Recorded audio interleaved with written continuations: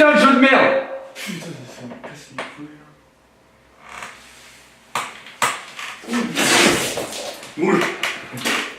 Bonjour et bienvenue dans le Making of.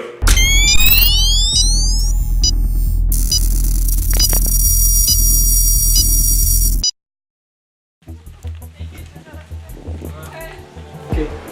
1, 2. Monte à la voiture, monte à la voiture. En plus, ça fait 3 comme ça. Je sais. On part à 3. 3.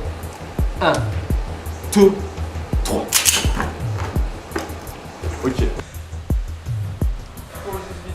Pour cette vidéo, on a eu la chance de pouvoir accéder à un vieux bâtiment qui nous a offert un super décor par rapport au thème de notre vidéo qui est une prise d'otage.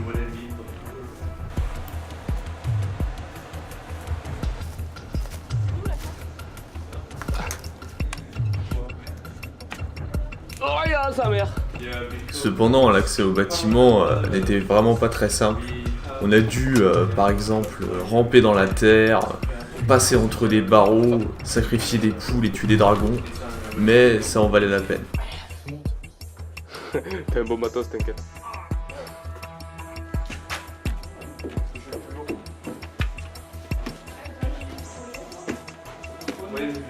Lorsque nous sommes enfin arrivés sur les lieux de tournage, on savait à peu près ce qu'on voulait faire, ce qu'on allait filmer. On avait notre histoire, le début, le milieu et la fin. En revanche, on n'avait pas encore écrit les dialogues des différents personnages. C'est pourquoi j'avais pris un cahier afin de les écrire le temps que tout le monde se prépare. Mais c'est là que notre premier problème survint. Quelqu'un aurait un stylo? Et oui, en effet, à cause d'une force très certainement paranormale, j'ai oublié mon stylo. Mais heureusement, mes camarades étaient là pour m'aider à résoudre ce problème. Personne gratte le dos. Tu vois? Finalement, on a tout simplement improvisé les dialogues au fur et à mesure du tournage. Mais on est content pour une première vidéo où on met des dialogues, je trouve qu'on s'en est bien sorti.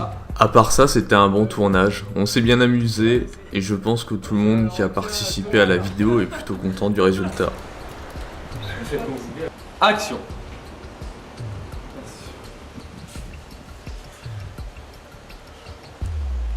T'es en train de sourire quand tu fais le truc. Ah bon?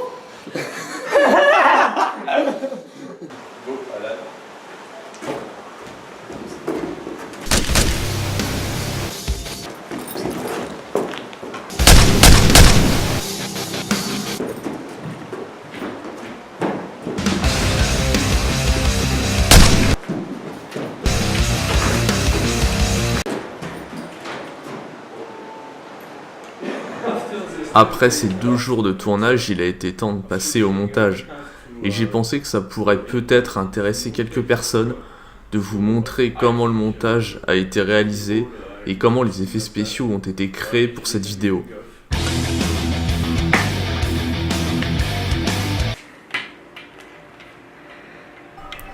En premier lieu, je relie ma caméra à mon ordinateur afin de pouvoir exporter mes fichiers vidéo.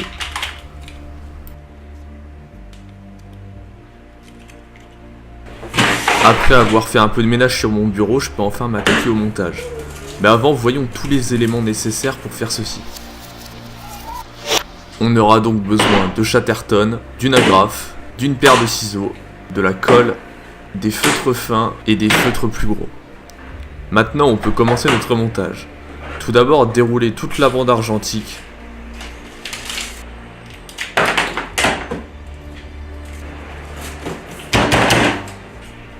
Puis on va découper nos plans un par un pour ensuite les relier dans l'ordre qu'on veut. Pour relier nos différents plans, il existe plusieurs écoles. La première consiste à utiliser de la colle spéciale, mais je trouve ça long et pas efficace. La seconde méthode consiste à scotcher avec du Chatterton les plans entre eux. Pour le coup c'est efficace, mais je trouve ça encore un peu trop long.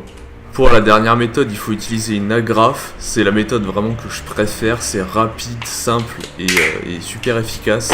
Et c'est celle que j'utilise pour toutes mes vidéos. Une fois que notre vidéo est assemblée, on peut maintenant passer aux effets spéciaux. Et on va commencer avec un effet simple, les muzzle flash. Et pour ça, on va avoir besoin de papier, de feutre fin et surtout de talent de dessinateur.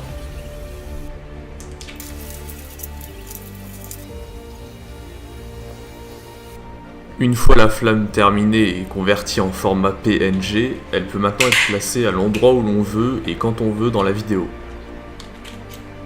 Et c'est le même principe pour tous les autres effets de ce genre, comme par exemple avec une tache de sang.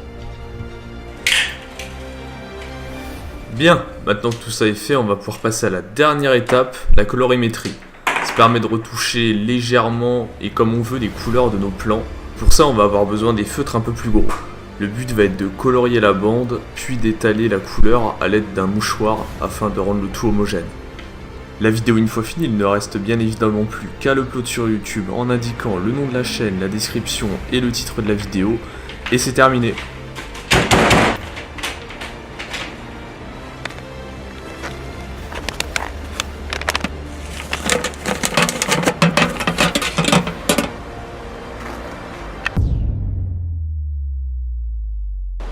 Attention.